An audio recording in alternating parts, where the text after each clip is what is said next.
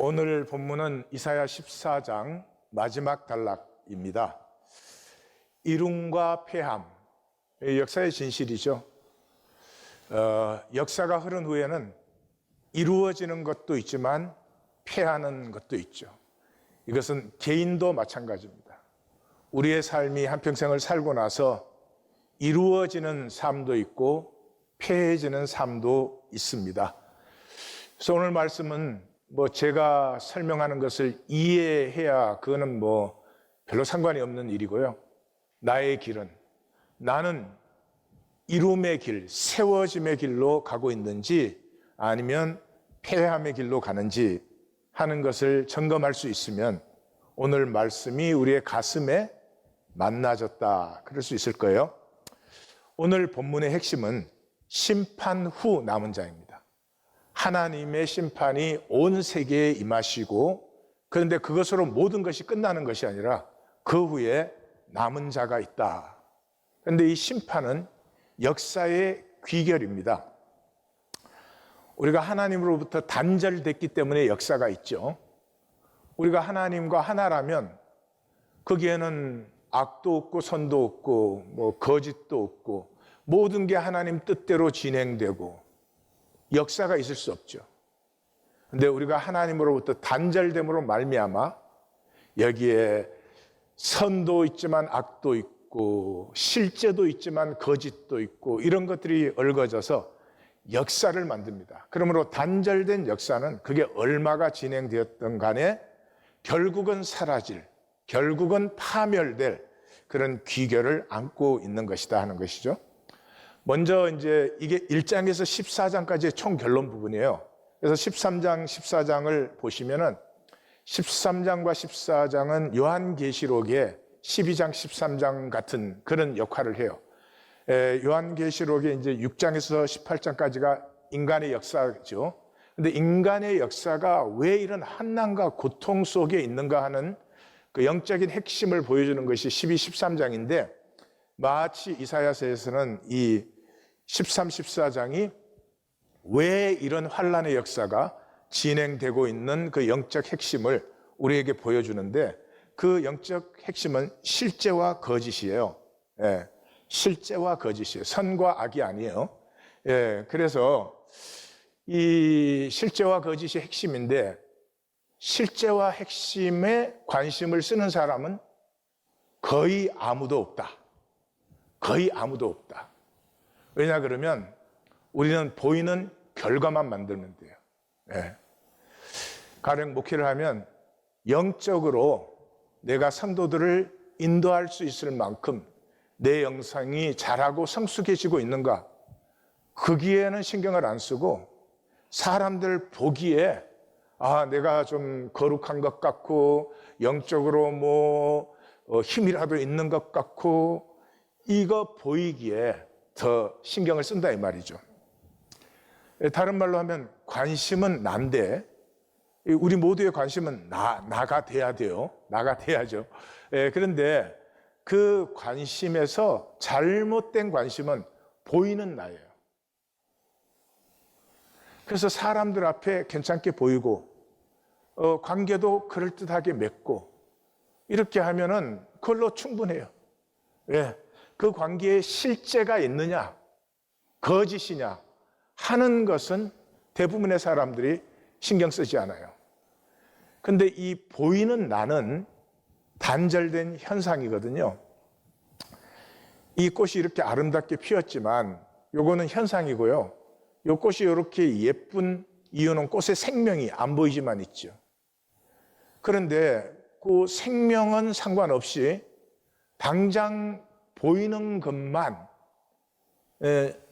관심을 쓰고 그러면 이 단절된 꽃은 시들 수밖에 없죠. 그래서 보이는 나는 후패하는 것이고 후패하는 것은 종노릇 할 수밖에 없어요. 보이는 나니까. 중요한 게 뭐예요? 다른 사람들이 나를 어떻게 보느냐, 다른 사람들이 나를 이렇게 보도록 내가 컨트롤해 나가는 것, 심지어 그걸 잘하면 지혜롭다 이런 생각도 하기도 해요. 얼마나 못 보면 그러겠어요. 종노릇 할 수밖에 없어요. 그런데 우리의 관심은 영혼의 나가 되어야 돼요. 내 영혼이 보여야 돼요. 거울에다 얼굴은 맨날 비춰볼 줄 알면서 영혼의 나는 이제 말씀의 거울에 비추는 것인데 자기 영혼을 못 보는 것은 참 불쌍한 일이에요. 이 영혼은 하나님이 주신 생명이거든요. 그러니까 후회할 수 없어요. 영혼을 살아가면 이 하나님의 형상, 하나님의 생기를 살아가면 살수록 새롭게 되어지죠. 그래서 이 살수록 새롭게 된다고 하는 말이 자유를 누리는 거죠. 다른 사람들이 나를 보고 뭐라고 하든지, 다른 사람들이 나를 보고 어떤 평가를 하든지 그 입장에서는 그렇게 볼 수 있지 뭐. 그런 거지 뭐. 그거에 상관없이 나는 나의 길을 갈 수 있는 것. 이걸 자유라고 해요. 자, 그래서 13장, 14장의 단락이 우리에게 보여주는 것은 13장에서는 이제 여호와의 날이 임한다. 성경에서 여호와의 날, 그날 이러면 전부 심판날이에요. 그 심판날에 바벨론이 심판을 받는다. 여기 바벨론은 그냥 바벨론 나라가 아니고 지상의 모든 이 권세, 거짓 권세를 대표하는 의미예요. 그래서 13장에서 여호와의 날에 하나님께서 기억나시죠? 하늘 끝, 땅 끝에서 군대를 소집하여서 여호와께서 직접 검열하고 온 땅을 멸하신다. 이게 13장이잖아요. 그래서 14장에 들어오면은 이제 이스라엘의 회복이 나오고 그 대칭되는 부분에서는 시온이 남은 자들의 피난처가 된다 하는 이런 대칭 안에 이제 바벨론의 영화가 수월에 떨어진다. 이 현상의 귀결이죠. 그리고 그렇게 떨어지는 이유는 뭐예요? I will이 5번 나오죠. I will이 나쁜 건 아니에요. I will이 나쁜 건 아니에요. 근데 I will이 5번 나오는데 요 I will은 단절된 I will이에요. 그래서 본능의 I will이지 사랑의 I will이 아니에요. 다시 말해서 내 인격으로 내가 중심에 원하는 거예요. 우리가 다 중심에는 의롭고 선하고 사랑하고 용서하고 함께 나누고 more than anything 하나 되고 그걸 제일 원해요. 모든 관계에서 사랑하면 사랑하는 관계에서 하나 되기, 친구면 친구의 관계로 하나 되기, 이웃은 이웃으로, 성도는 성도로 그것을 원해요. 그래서 요 첫 번째, 두 번째 단락은 이 멸망의 그 원리적 이유를 보여줘요. 그리고 오늘 마지막 단락은 그래서 실제로 이런 멸망이 역사에 나타난다 하는 것이에요. 그래서 1장에서 14장까지의 총 결론이기 때문에 또 1장에서 12장까지를 좀 보셔야 돼요. 그래서 1장에서 12장까지는 1장에서 6장까지가 한 단락이고요. 그 다음에 7장에서 12장까지가 한 단락인데 내용은 간단한 거예요. 성경의 하나님은 숨어 계신 하나님이에요. 예. 하나님이 딱 나타나 버리면 아무것도 안 되는 거죠. 예. 만약에 오늘도 이런 예배 드리지 말고 하나님이 딱 30초만 나타나서 나 여기 있다. 딱 그럼 대번에 달라져. 그러면 그건 억지로 된 것이지 자원하는 심령이 된 게 아니죠. 그래서 하나님은 숨어 계신 하나님, 이게 성경의 특징이죠. 그래서 우리가 보는 이 평면 세계 속의 입체, 우리가 보는 이 현상 세계 속의 실제, 그게 하나님이세요. 근데 그 실제가 영원히 감춰져 있느냐? 아니라는 거예요. 이 실제가 드러나는 때가 있어요. 이 실제가 드러날 때는 모든 현상의 거짓은 저절로 사라져 버리는 거죠. 예. 1장에서 6장까지가 이제 첫 단락인데 1장이 시작이 뭐예요? 이스라엘 종교국가, 종교사회, 종교민족 태어나면 종교인 되는데 너희는 하나님을 모른다. 하나님을 모르기 때문에 종교생활을 하는 거예요. 그 말은 뭐냐 그러면 에너지 레벨이 낮다는 거예요. 내가 하나님을 안다 그 말은 에너지 레벨이 어마어마하게 높아집니다. 내가 대통령만 알아도 에너지 레벨이 좀 올라갈 거예요, 분명히. 그래서 에너지 레벨이 낮으니까 쥐염 열매 먹고 살아요. 네가 더 좋은 쥐염 열매 먹느냐, 내가 더 좋은 내 쥐염 열매는 올게닉이다, 뭐 이런 거 갖고 지금 세상을 싸우는 거예요. 그래서 그 대칭되는 6장이 뭐예요? 하나님이 이사야를 부르셨는데 이사야의 사명이 뭐예요? 마음이 둔하게 하고 귀는 막히게 하고 눈은 감기게 하라는 거예요. 왜요? 창세기 3장에 보면은 인간이 타락한 후에 하나님이 생명나무의 길을 막죠. 그때 하나님 뭐라고 해요? 인간들이 선악을 아는 일에 우리와 같이 되면 큰일 난다 이 말이죠. 이 선악으로 영원해지면 첫째로는 이 인간의 선악이 끝없이 계속되어지는 거죠. 인간에게는 엄청난 저주예요. 우리가 죽는 것이 복이에요. 만약에 우리가 죽지 않고 계속 살아있어야 된다, 이런 세상 속에, 그건 어마어마한 저주예요. 그렇지만 그 뒷면은 또 뭐예요? 인간이 자기 선악을 가지고 막 영원히 살아가면 하나님의 심판은 영원히 지연돼야 돼요. 그러니까 요한계시록에 어느 때까지, 하나님 어느 때까지 이 역사를 진행시키실 것입니까? 이 악하고 의가 없는 역사를. 그게 계속되는 거죠. 그래서 그 생명나무 길을 막은 것은 뭐예요? 이 선악으로 내 선은 네 선보다 옳다, 그러므로 내가 힘을 가져야 된다, 그러므로 너는 나에게 종속돼야 된다, 이런 세상이 심판을 받고 하나님의 진정한 의가, 선과 악이 이제 임해야 된다는 거죠. 그래서 심판이 된 다음에 뭐예요? 거룩한 씨가 남게 된다. 이게 이제 양쪽이에요. 그 가운데는 여호와의 날이에요. 근데 여호와의 날이 왜 임하느냐 하는 것을 설명해 주는 게 5장 포도원의 노래예요. 극상품 포도를 심었는데 들포도가 났다. 들포도는 못 먹을 뿐만 아니라 냄새가 아주 더럽습니다. 그래서 여기 화 있을진저가 6번 나와요. 그리고 7번째 화 있을진저가 이게 10장 1절 유다 심판 때 나와요. 그래서 화 있을진저가 7번 나오는 거예요. 그래서 그것이 이루어지는 날이 언제? 여호와의 날이에요. 그게 2장에서 4장이에요. 그 2장 시작이 마지막 날에, 이 마지막 날을 얘기하고 있어요. 심판 날을. 그래서 기억나시죠? 이 섹션이 노래로 시작해서 노래로 마감해요. 그래서 시작하는 그 노래는 오라 우리가 여호와의 산에 올라 여호와의 전에 이르자. 이는 뭐 율법이 시온에서 나오고 주의 말씀은 예루살렘에서 뭐, 그래서 그때 사람들은 칼을 쳐서 보습을 만들고 창을 쳐서 낫을 만들고 뭐, 그래서 다시는 전쟁을 연습하지 않는다, 뭐 이런 노래가 나오고, 그 대칭되는 부분에는 마지막 날에 그랬으니까 이걸 받아서 그날에 뭐예요? 여호와의 싹이 아름답고 영화롭다. 하나님이 심판의 영, 소멸하는 영을 보내사 시온을 정결케 하신다. 그 정결케 하신다는 가운데 여호와의 날이 7번 나와요. 7번 또 2번 봤죠? 또 하나의 7번이 나와요. 그게 이제 7장에서 12장이에요. 7장이 뭐예요?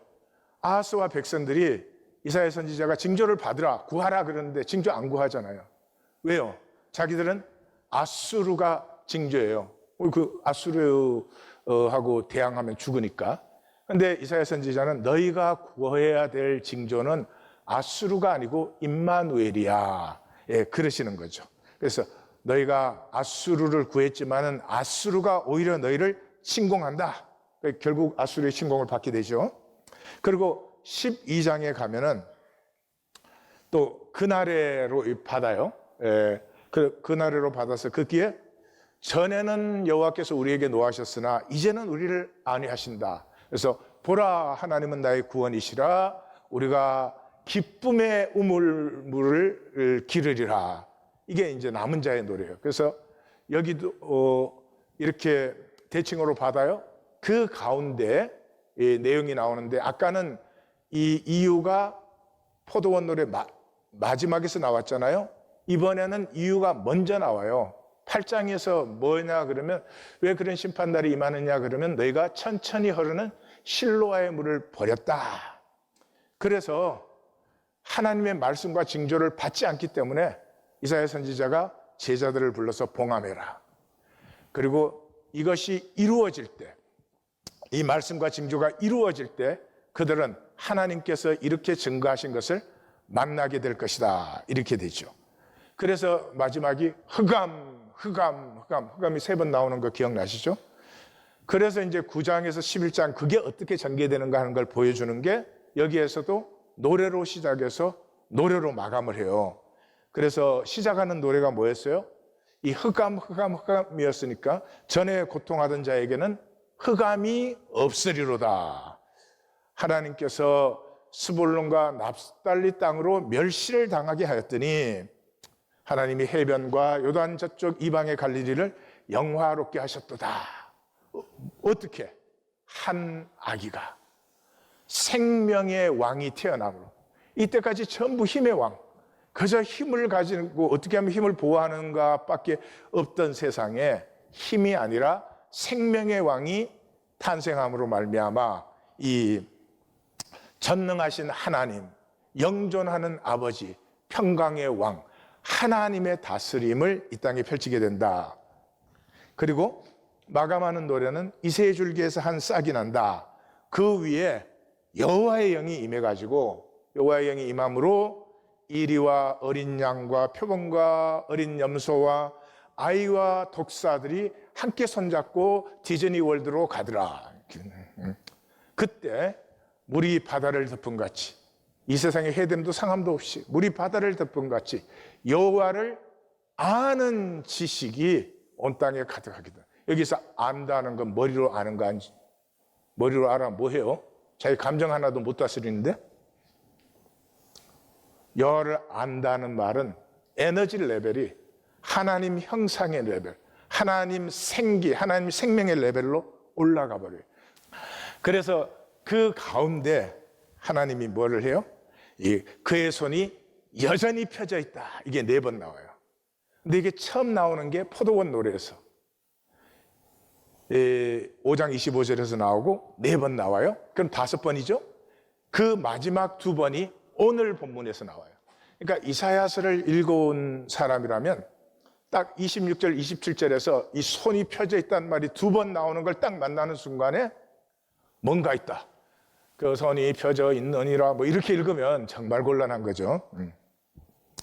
그래서 7번 나타나는 게 여기까지 3가지 있었어요. 뭐가 7번 나타났죠? 여호와의 날이 7번, 그 손이 펴져 있는 일에 7번, 그 다음에 또 뭐요? 화 있을 진저 7번. 이게 모두 뭐예요? 심판한다는 거죠. 그 심판 후에 남은 자가 남는다.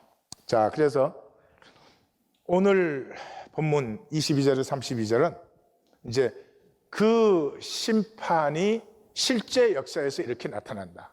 그걸 말해주는 건 뭐예요? 실제 역사의 심판에서 심판을 받고 여호와 날의 심판을 너희는 받지 말으라 하는 것이죠. 그래서 핵심이 중심 부분이에요. 24절에서 27절은 이제 이 이사야가 말씀하고 있는 때로부터 15년 후면 이루어져요. 이게 나의 땅, 나의 산, 이게 그냥 여기서 안테나가 막 번쩍번쩍해져야 되는데 이번 말씀 만나기 위해서 그건 좀 아쉬웠어요. 나의 땅, 나의 산이 어디예요? 시온산이죠. 예루살렘이죠. 그래서 예루살렘을 사내립이 침공했다가 18만 5천으로 침공했는데 하룻밤 사이에 전멸되잖아요. 그래서 지금도 영국 대형 제국 박물관에 가면은 그 아수르 왕의 그 팔각형 통이 있고 거기에 이 전쟁이 기록되어 있어요. 근데 그 제국은 이렇게 우리가 후퇴했다 이런 거 못 하거든요. 자기들은 막 거대해야 되니까. 그래서 거기에 보면 그렇게 되어 있어요. 밤에 쥐들이 와가지고 무기를 다 갉아먹는 바람에 그래서 우리가 할 수 없이 물러갔다 이렇게 되어 있어요. 그러니까 아마 짐작하건대 뭐 쥐들이나 이런 것으로 인한 전염병이 임하고 그 성경은 여호와의 사자가 그 하룻밤 사이에 쳤다 그러는데 어쨌든 18만 5천 명이 전변을 당하고 그 당시 30만 이상의 아수르 군대가 팔레스타인의 진주에 있었는데 이 주력 부대가 망해버리니까 어떻게 해요? 전부 아수르로 물러갔죠. 아수르로 물러가서 사네립은 그 자기의 신 니스록의 묘에 경배할 때 그 아들들이 죽입니다. 그래서 끝나고 그 죽인 아들도 도망가고 결국은 에살핫돈이 이제 다음 왕이 되는 그런 역사가 일어나요. 예, 그래서 여기 나의 땅, 나의 산 하면 이게 지금 눈앞에서 보는 일이에요. 그런데 바벨론의 멸망은 지금부터 180년 정도 있어야 돼요. 그리고 블레셋의 멸망은 거의 120년 가까이 있어야 되는 일이에요. 그렇기 때문에 바벨론과 블레셋의 멸망에는 경고라는 말을 써요. 그리고 아수르 멸망에는 내가 내 손으로 저를 친히 친다 이렇게 말씀하신 거예요. 그래서 결론이 뭐예요? 그 나라의 사신들에게 어떻게 대답하겠느냐, 이런 걸 rhetorical question이라고 하는 거예요. 그렇게 하나님의 경영을 이루셨을 때 열방의 각 나라들이 결국 만나는 여호와의 경영이 무엇이겠느냐 하는 것이, 하나님의 심판이 이루어졌을 때 그때 보는 것이 뭐냐 그러면, 여호와께서 시온을 세우셨으니 불쌍한 자들의 피난처가 된다. 예, 그래서 이 남은 자들을 불쌍한 자들이라고 표현하는 이유는요, 하나님의 심판 때는 어떤 육체도 살아남을 수도 없고 쓸 수 없어요. 다즘 매러 성경을 통째로 암송하고 있어도 그걸로 나는 평생을 선으로 살았다, 그냥 단절된 육체의 귀결은 멸망이에요. 근데 그 온 세계의 멸망 속에 남은 자들이 있어요. 그게 누구냐 그러면 하나님의 긍휼을 받은 자들이에요. 하나님은 모든 사람에게 긍휼을 베푸세요. 근데 그 긍휼을 받은 사람이 있다 이 말이죠. 이 긍휼을 받은 자가 누구인지는 조금 이따가 보시겠습니다. 그래서 거룩한 씨가 된 남은 자들이 남는다. 이게 역사와 심판을 통해서 하나님이 보여주시는 하나님의 섭리, 계획, 경영, 뜻이다 이 말이죠. 자, 22절에서 23절은 실제로 바벨론이 이 지상에서 멸망하는 것인데요. 이건 원어를 영어 단어로 해놓으면 그냥 그대로 느낄 수 있어요. And I shall rise against them.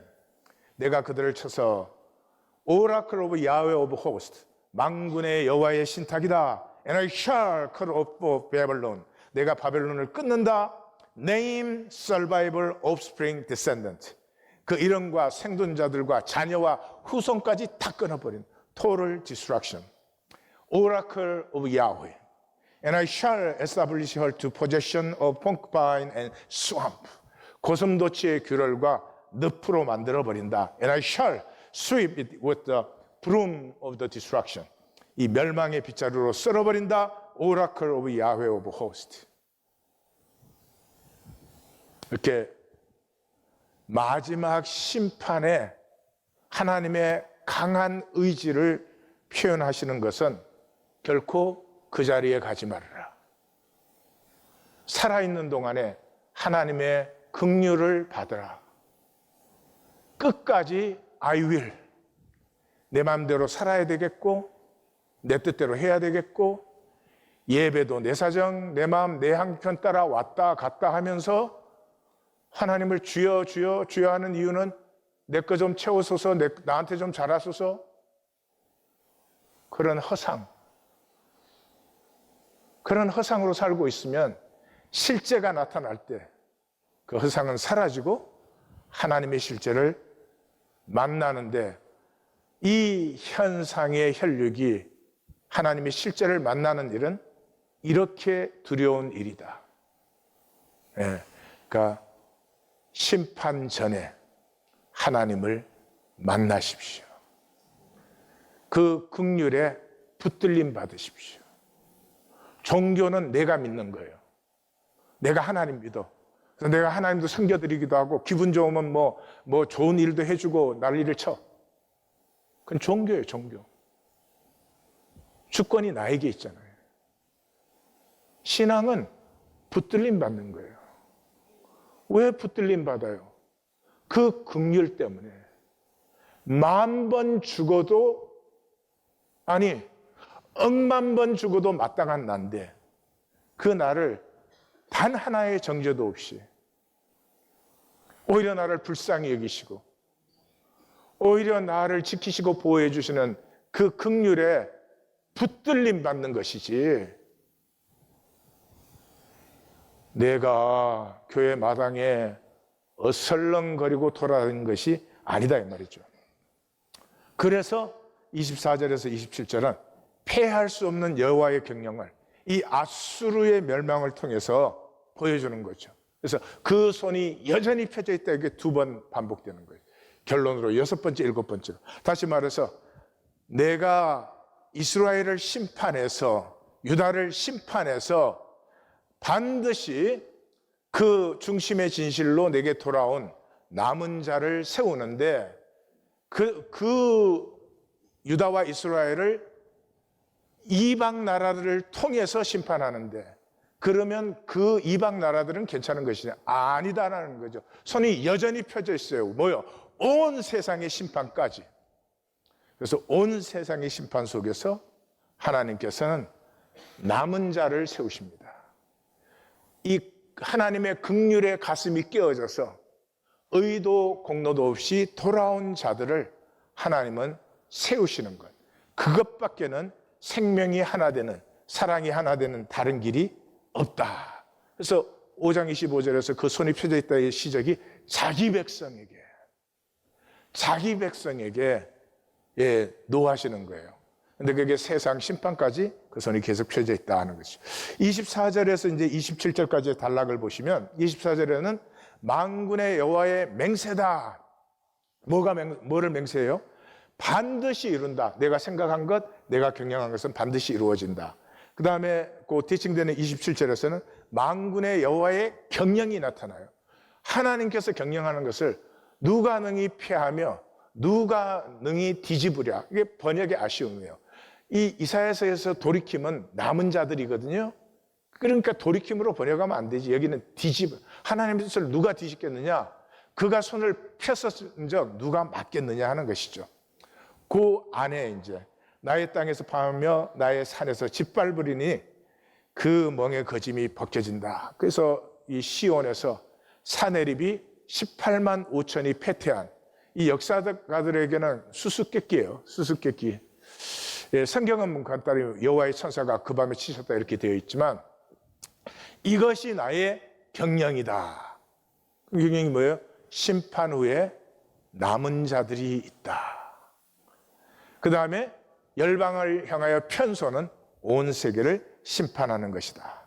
근데 이 예언을 언제 했는지가 28절에 나오죠. 아하스 왕이 죽던 해에 716년이에요. 뭐 716년, 715년 뭐 그 정도예요. 그래서 마지막 단락의 블레셋의 멸망은 크나 적으나 역사의 귀결은 멸망이다. 바벨론이 됐든지 블레셋이 됐든지 그들의 이 단절된 현상의 귀결은 파멸이다. 그러므로 이 멸망하는 이유는 악함 때문이 아니에요. 여기에 이제 종교인들이 쏘가요. 왜냐 그러면 아무리 생각해봐도 우리 중에 악한 사람은 없잖아요. 그런 분 있으세요? 나는 악한 게 소원이야. 막 악하고 싶어서 미치겠어 정말. 예. 맨날 악은 행하지만 사실 내 마음은 그게 아니야. 예? 옆에 한 대 딱 때리고 내 마음은 그게 아니야. 그래 볼래요? 예. 그런 짓을 우리가 한다 이 말이죠. 그래서 우리는 우리 스스로를 절대로 악한 자로 보지 않아요. 우리 삶이 근데 굉장히 악하거든요. 아까 제가 그랬죠. 보이는 나가 아니라 영혼의 나를 볼 수 있어야 된다고. 근데 내가 내 영혼을 보면은요, 제일 먼저 보이는 게 교만이에요. 내가 하나님보다 높아요. 아무것도 아닌 것에 다른 사람을 판단하고 정죄하고 막 깔아뭉개고, 갑자기 자기가 막 조금만 의가 있으면 갑자기 갑자기 자기가 뭐가 된 것 같고, 정말 이 인간 혈육의 교만은 뭐 이거 시도 때도 없는 것이고, 그럼에도 불구하고 우리는 우리의 악함을 결코 인정할 수 없는 존재예요. 그래서 악함이 문제가 아니고 악함보다 더 본질적인 것이 단절이에요. 단절의 거짓이에요. 그래서 역사는 이 단절의 거짓 때문에 멸망이 귀결이다 하는 것이고, 블레셋 너를 치던 막대기가 부러졌다고 기뻐하지 말라. 이것은 701년에 그 사네립이 예루살렘 포위했다가 18만 5천 명 멸망하고 퇴각하잖아요. 이때 아수르 전체가 팔레스타인에서 퇴각해요. 그 팔레스타인의 제일 중요한 거점 중에 하나가 해변길이었죠. 왜냐 그러면 그 해변길이 애굽의 무역 루트이기 때문에 여기에 들어가고 나오는 세금이 엄청났습니다. 그런데 거기까지 다 물러갔거든요. 그러니까 해변길에 누가 살았죠? 블레셋이 살았죠. 그러니까 이 하나님이 예루살렘을 지키시는 이 역사에서 블레셋도 자유함을 얻은 거예요. 치던 막대기가 부러진 거예요. 그래서 좋다 하지 말아라. 뱀의 뿌리에서 독사가 나오고 그 열매는 나는 불뱀이다. 그게 뭐예요? 사네립이 이 예루살렘에서 패퇴함으로 그 막강하던 아수르 제국이 인류 역사에서 가장 긴 시간 그래도 존재했던 제국이 아수르 제국이에요. 그리고 제일 잔인했고, 근데 그 아수르 제국이 이 예루살렘 치다가 실패하는 바람에 멸망합니다. 이때로부터 한 70몇 년 후에 멸망을 하는데, 이걸 이렇게 패스트 포워딩으로 보시면은 그냥 사네립이 후퇴하고 나서부터 아수르는 그냥 쓰러져요. 근데 그 쓰러지는 그 점에 있는 왕이 에살핫돈이에요. 그러니까 아수르가 아직 힘은 좀 있어요. 힘은 좀 있지만은 멸망하고 있는데 이 사방에서 일어나는 반란을 이제는 주체할 수가 없으니까 이 혼합 정책을 씁니다. 그래서 사마리아 사람들은 전부 다른 지역에 흩어버리고 또 그 지역에 있던 사람은 이쪽으로 흩어버리고, 그래서 민족 개념, 이 대가족 개념이 다 부서져서 반란이 일어나지 못하도록 굉장히, 이 말로 이렇게 하면 그렇지만 처참한 시간이었습니다. 에살핫돈이 나타나는 거예요. 그래서 뱀의 뿌리에서 독사가 나오고 열매는 나는 불법입니다. 그래서 블레셋 너희는 가난해도 먹기는 먹는다. 가난해도 장례는 치른다. 그런데 너희의 뿌리는 기근으로 죽고 너의 생존자들까지 살육을 당할 것이다. 슬피 울어라, 성읍들아 불이 지지라, 다 소멸된다. 연기가 북방에서 오는데 빈틈이 없구나. 이 블레셋이 너부갓네살한테 이제 망하죠. 한 110, 지금으로부터 10년 좀 넘게 후에예요. 이 블레셋 멸망은 예레미야가 훨씬 더 자세히 말합니다. 47장에서. 근데 이게 블레셋이 철기 문명을 이스라엘보다 먼저 받아들였어요.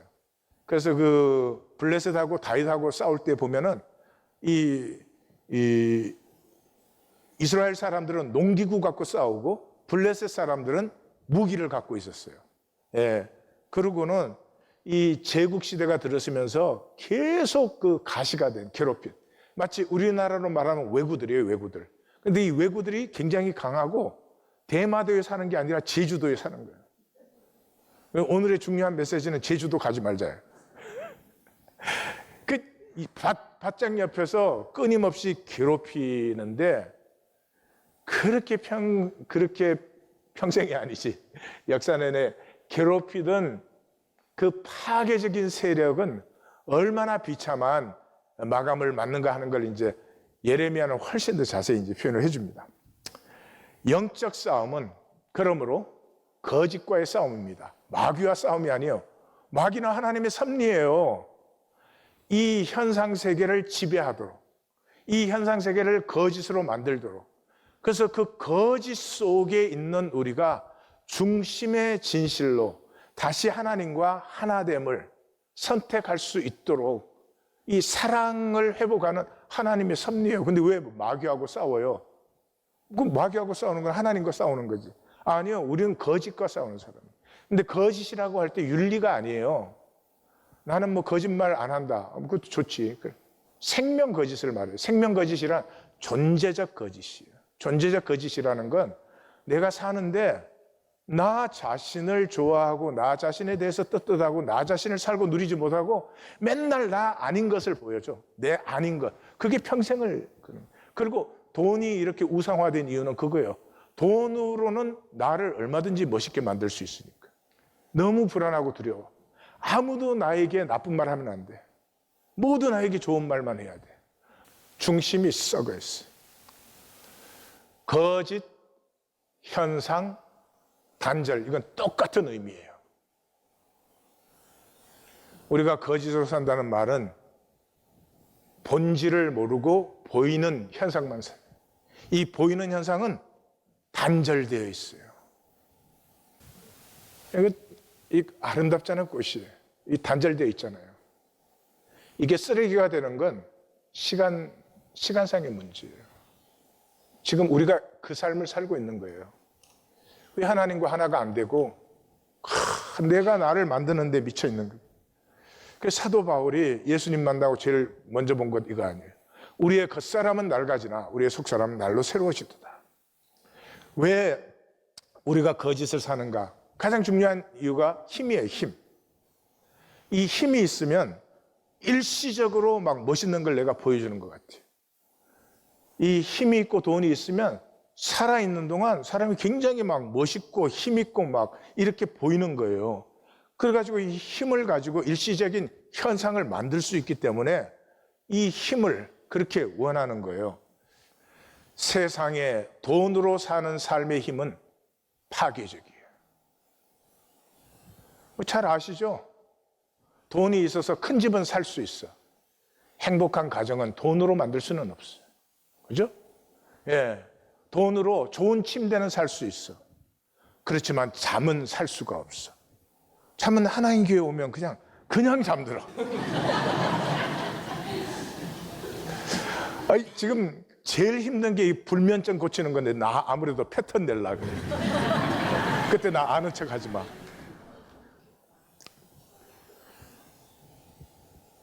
세상에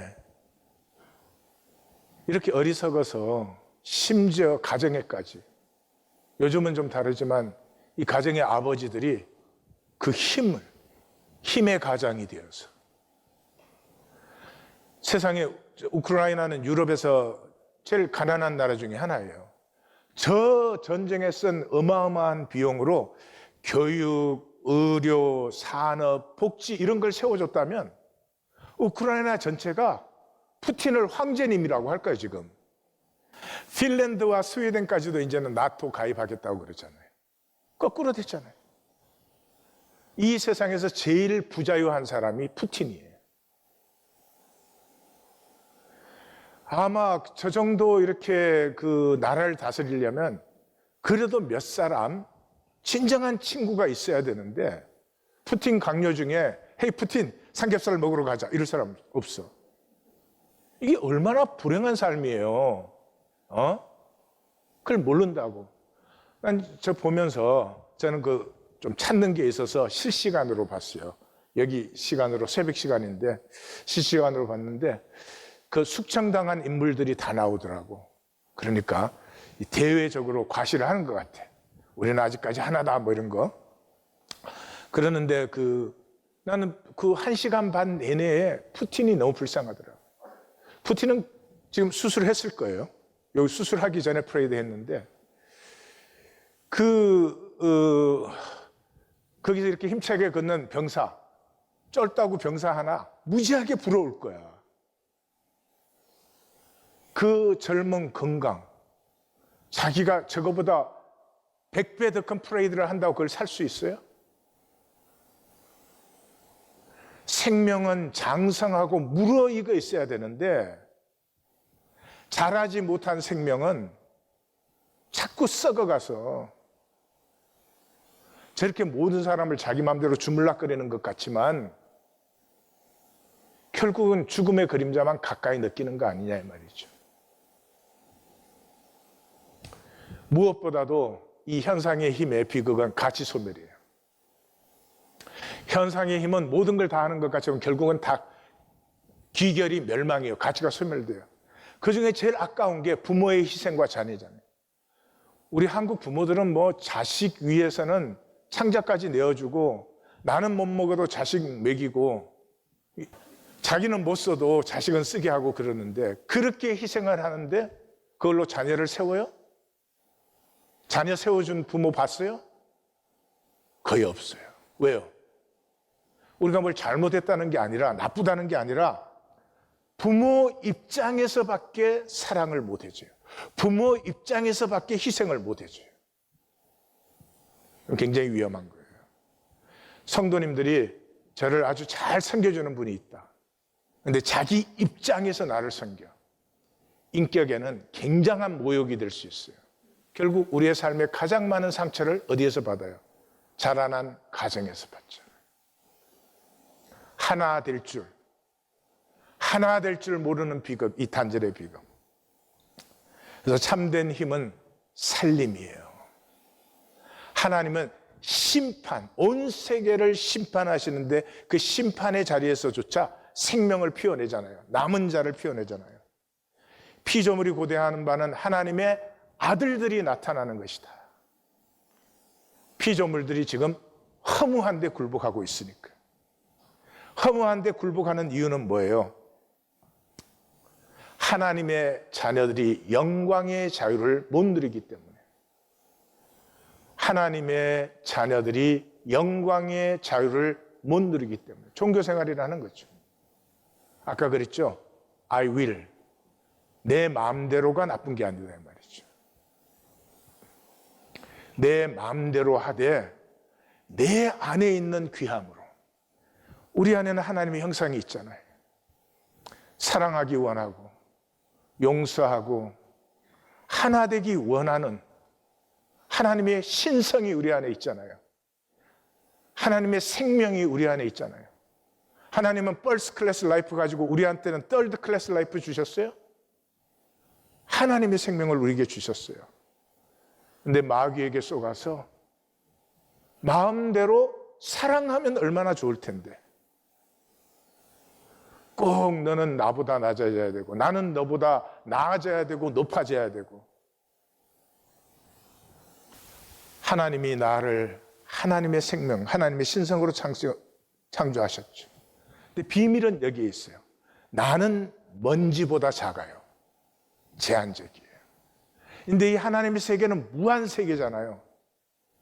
근데 먼지보다 작기 때문에 이 무한하고 영원한 세계를 누릴 수가 있는 거예요. 뭘로? 하나 되면. 하나 되면. 내가 이 무한 우주와 하나 되면 우주의 모든 것을 누릴 수 있잖아요. 그래서 우리의 몸이 신비해요. 내 몸속에 우리 엄마, 아버지가 들어있어요. 내 세포 속에. 우리 조상들이 들어있어요. 그 정도가 아니에요. 이 사람의 육체, 생명을 담는 이 육체는 원소가 굉장히 다양하고 귀한 것들이에요. 지구에는 없던 것들이에요. 그래서 이 별이 죽을 때 그게 이제 가장 고온이죠. 그래서 온갖 귀한 원소들이 그때 만들어지는데 그 원소들이 지구로 왔어요. 예. 이 지구 역사에는 대폭격기라는 게 있어요.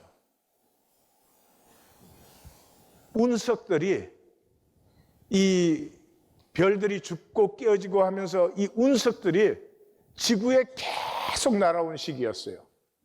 어느 정도? 3억 년 동안. 제2 폭격기는 3억 년 동안 그 운석이 각종 그 어마어마한 고온에서만 생성되는 원소들이 지구에 떨어져서 그러면 이런 생명이 바로 생기느냐? 아니에요. 지구에는 대멸종기가 12번 있었어요, 여러분. 근데 그 멸종이 한 번 될 때마다 생명 수준이 업그레이드 되고서 하나님의 형상을 담는 이런 육체를 만들기까지 하나님은 138억 년을 가꾸셨어요. 천천히 흐르는 실로의 물이에요. 그래서 주신 생명이기 때문에 먼지보다 못한 내가 이 우주의 모든 영광을 느낄 수 있고 누릴 수 있고 살 수도 있는 거예요. 근데 이게 마귀의 단절에 쏘가가지고 이 나나나 하는 거예요. 나나나. 네? 이 누림의 무한 영원한 은혜, 내가 커지는 게 아니고 작은 내가, 아무것도 아닌 내가 중심의 진실이 회복되므로 이 모든 것을 누리는 이 은혜를 버리고 내가 커져야 된다는 거예요. 얼마나 커질 건데. 현상에 속지 마십시오. 여기에는 바벨론이나 블레셋이나 다 멸망하는 거예요. 하나님은, 이 하나님의 경영은 이 모든 섭리를 통해서 진실한 자, 나 여호와는 중심을 보느니라. 이 겨자씨보다 작은 내가 하나님과 하나님 안에 만유를 누릴 때 여호와는 나의 목자시니 내게 부족함이 없으리로다. 이거 암송한다고 되는 게 아니죠. 그렇죠? 이게 열린 사람은 사랑이 열린 거죠. 생수의 강이 솟아나는 것이죠.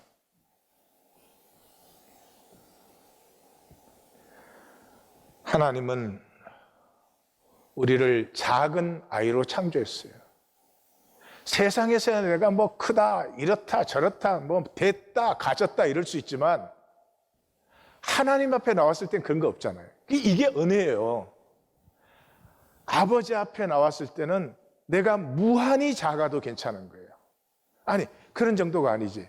이 작은 아이는 부족하고 실수하고 넘어지고 그래요. 그러니까 아무리 죄가 많아도 죄 때문에 하나님 앞에 나오지 못하는 건 아니에요. 내가 아무리 악해도 심지어 악한 것 때문에 하나님이 나를 못 나오게 하시지는 않아요. 그걸 패할 수 있는 건 나의 거짓밖에 없어요. 하나님 앞에 나왔습니다 하고는 거짓이야. 여전히 자기에게 사로잡혀 있고 자기 생각만 뱅글뱅글 돌아가고 있고 예배라고 나와서는 설교 듣고 돌아가고 말씀과 만나는 것이 아니라 이런 것을 하는 것은 나밖에 없다는 거죠. 여기에서 구원의 길은 1820 데일리 브레드밖에 없어요. 참 신성을 피우기의 장이에요. 1820 데일리 브레드는 자금의 회복이에요.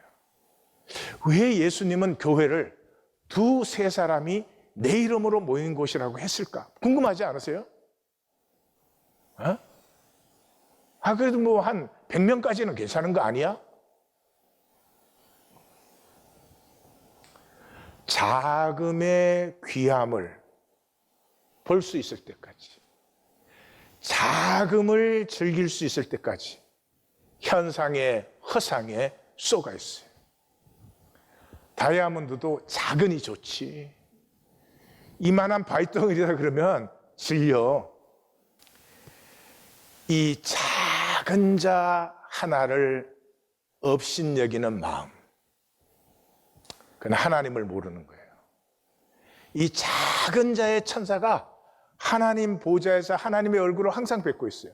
하나님 보좌의 천사는 굉장히 소수예요. 지극히 제한적이에요. 그런데 그 보좌 앞에 항상 하나님과 만나는 천사는 작은 자의 천사예요. 하나님은 작은 자 하나 잃는 걸 원하지 않는다. 그러잖아요? 어린 자녀가 죽으면, 다 장성한 자녀가 죽는 것보다 부모의 마음은 더 아픈 거예요. 신성의 복은 나됨의 숭고함이죠.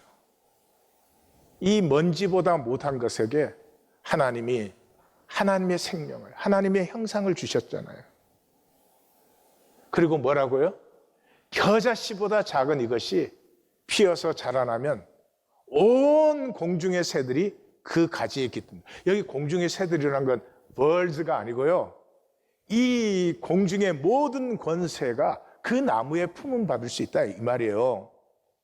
얼마나 이 아름다운 생태계와 역사가 있어서 오늘 내가 여기 있어요. 예? 예술과 문학과 음악과 온갖 지혜와 문명들이 있어서 내가 오늘 그래도 이만큼 볼 수 있는 거지. 잘 보세요. 하나님의 거대한 경영 속에 나가 작은 보석이 되기를 원해요. 보석의 생명은 순도에 있는 거예요. 이게 마귀에 쏘가가지고 몽땅 거짓이. 내가 기적임을 보실 수 있어야 돼요. 나 하나 있다는 게 우연히 어쩌다가 있지 않아요. 역사가 있었고 이 현재 이 세계가 있고 이웃이 있고 이게 뭐 나 중심이 되면은 다 나한테 좋은 것만 있어야 되니까 이게 다 패해버리죠. 모든 만남, 모든 함께함, 모든 관계함 속에 경이로움을 누리는 언제 마음이 청결한 자는 하나님을 본다는 것은 하나님의 모든 세계를 보고 누리는 것입니다.